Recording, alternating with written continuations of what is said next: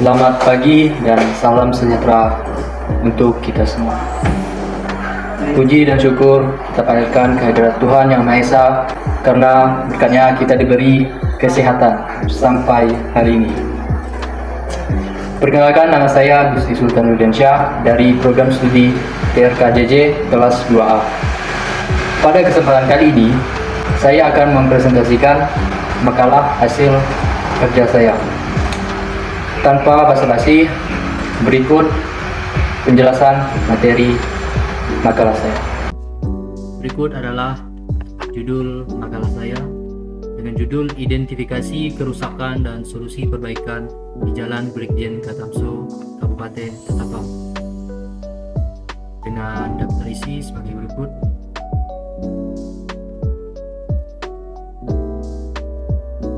Yang pertama yaitu bab 1 pendahuluan. Latar belakangnya, Jalan Brigjen Katamso merupakan jalan nasional yang sangat penting untuk menghubungkan antar kabupaten. Namun, kondisi ini terbentur dengan adanya beberapa kerusakan di ruas jalan tersebut, di mana terlihat banyak titik kerusakan seperti kerusakan kecil, menengah, dan tinggi. Kerusakan pada jalan ini menimbulkan banyak kerugian yang dapat dirasakan oleh pengguna secara langsung, karena sudah pasti akan menghambat laju dan kenyamanan pengguna jalan, serta banyak menimbulkan korban akibat dari kerusakan jalan yang tidak segera ditangani oleh instansi yang berwenang. Solusi dari masalah di atas, maka dapat dilakukan suatu penelitian dengan melakukan survei kondisi jalan dengan melakukan pengamatan. Dapat juga diketahui proses solusinya yang akan dilakukan untuk meningkatkan kualitas jalan tersebut. Kemudian untuk rumusan masalah. Di sini terdapat 3 rumusan masalah. Pertama, apa saja jenis kerusakan yang terjadi pada perkerasan di Jalan Brigjen Katamso, Desa Sukarja, Kabupaten Ketapang, Provinsi Kalimantan Barat. Kemudian rumusan masalah yang kedua yaitu apa saja faktor penyebab kerusakan pada perkerasan di Jalan Brigjen Katamso. Dan yang ketiga, rumusan masalahnya yaitu bagaimana solusi perbaikan pada kerusakan perkerasan di Jalan Brigjen Katamso. Kemudian untuk tujuan yang pertama yaitu untuk mengetahui jenis-jenis kerusakan di Jalan Brigjen Katamso. Tujuan kedua untuk mengetahui faktor penyebab kerusakan perkerasan di Jalan Brigjen Katamso. Dan tujuan ketiga untuk mengetahui tindakan solusi perbaikan yang akan dilakukan di Jalan Brigjen Katamso.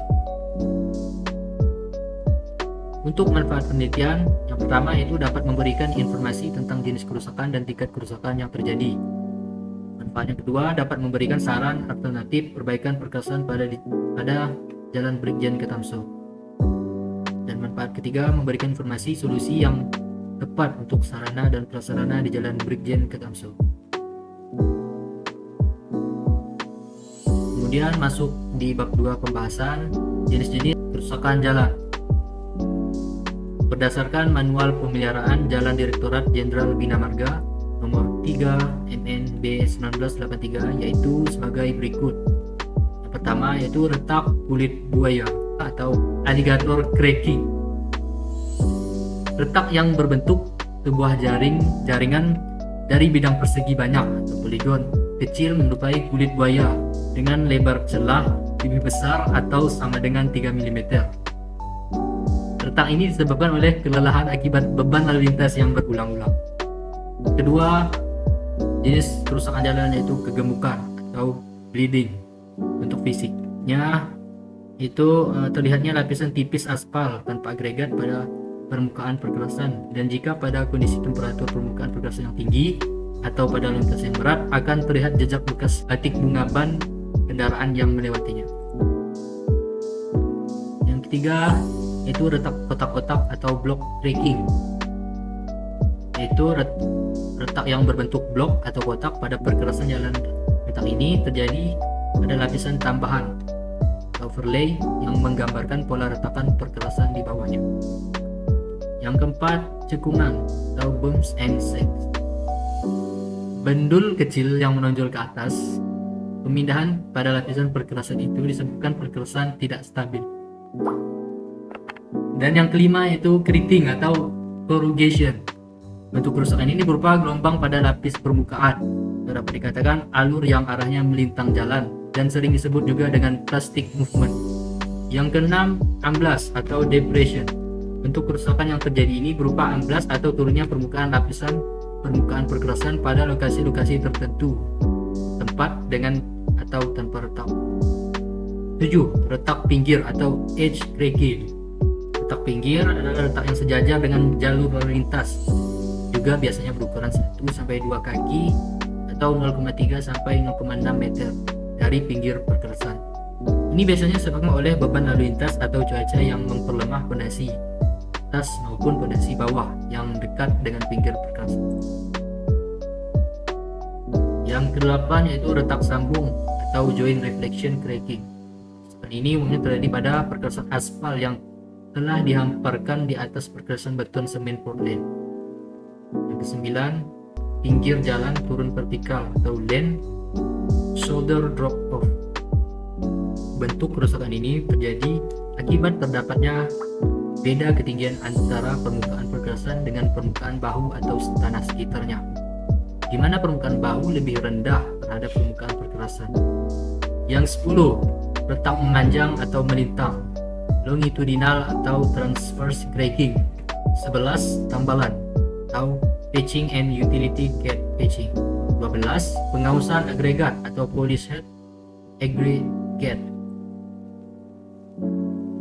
13, lubang atau potholes. 14, rusak perpotongan rel atau railroad crossing.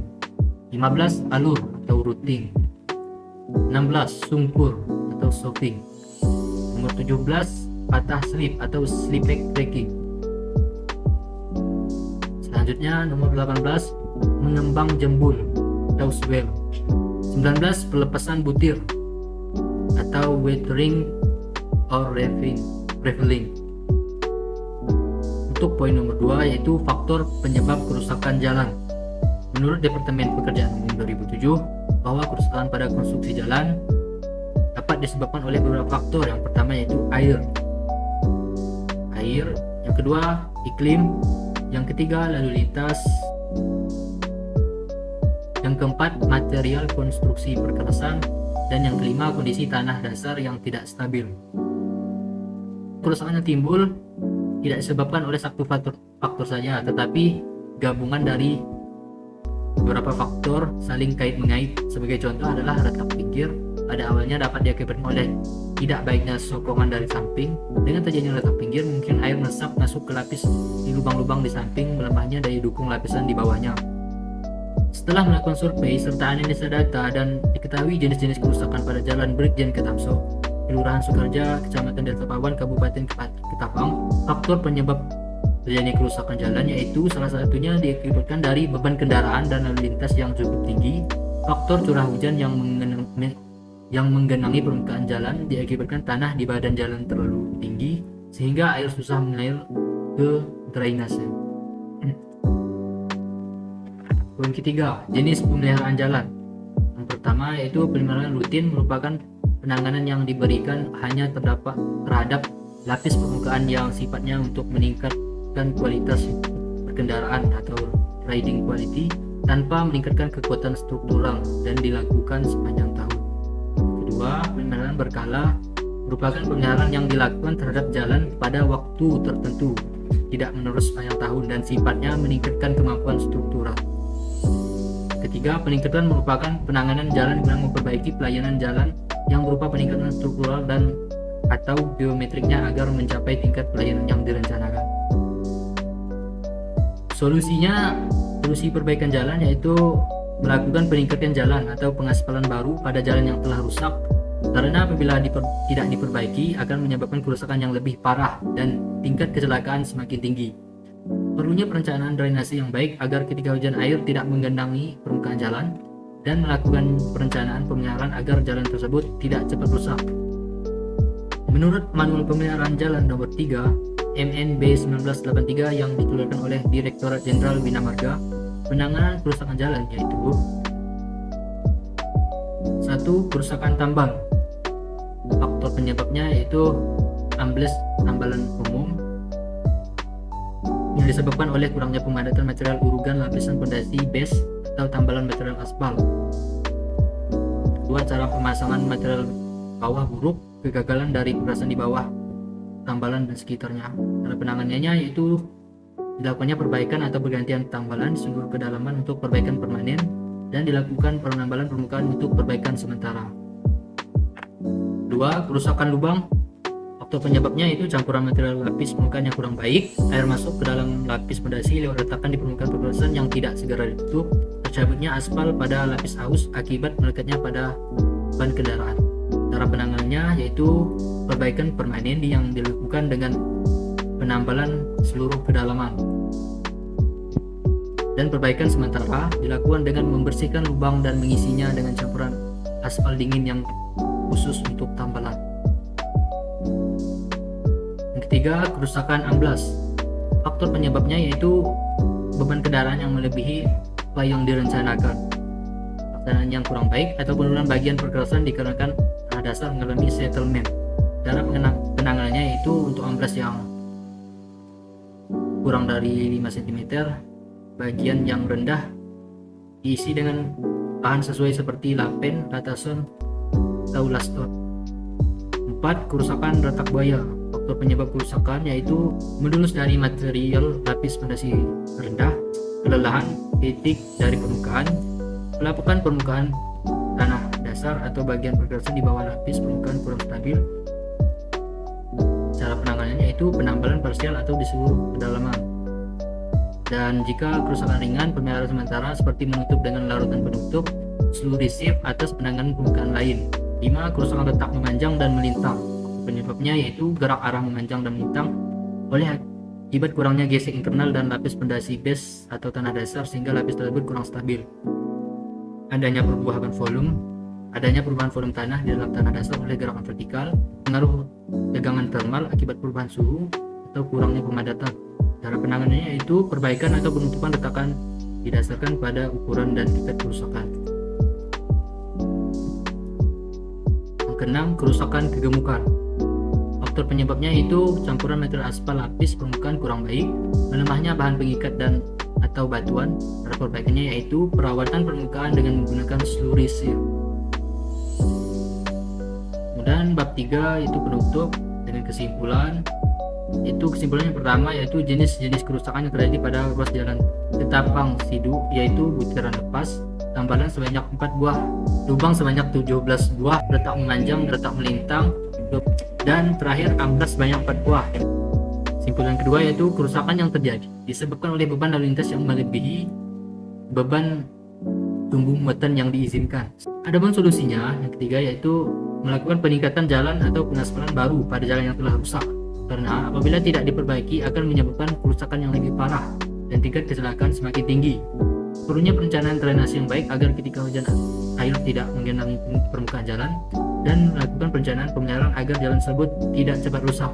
Peningkatan atau pengaspalan jalan baru tersebut dapat diperbaiki sesuai jenis kerusakan yang ada di jalan tersebut. Saran. Berdasarkan sumber di atas, maka sarannya yang pertama yaitu pemeliharaan jalan sebaiknya dilakukan pada saat angka kerusakan yang masih kecil, agar kerusakan tidak menyebar luas dan dapat membahayakan bagi para pengguna jalan tersebut. Yang kedua, untuk menjaga umur jalan, penindakan tegas harus dilakukan kepada angkutan yang melebihi beban dari yang diizinkan, agar memberikan efek jera kepada pihak pengemudi kendaraan, karena beban yang melebihi dari beban yang diizinkan berdampak pada terjadinya kerusakan jalan, dan perlu dilakukannya perencanaan drainase yang baik agar ketika hujan air tidak menggenangi permukaan jalan dan mengakibatkan berkurangnya kapasitas lapisan aspal tersebut. Yang ketiga, pemeliharaan secara berkala dan rutin untuk menjaga kondisi jalan, dan apabila ada kerusakan segera diperbaiki. Sekian materi yang dapat saya sampaikan. Mohon maaf apabila ada kesalahan dalam penyampaian. Sekian dari saya. Terima kasih.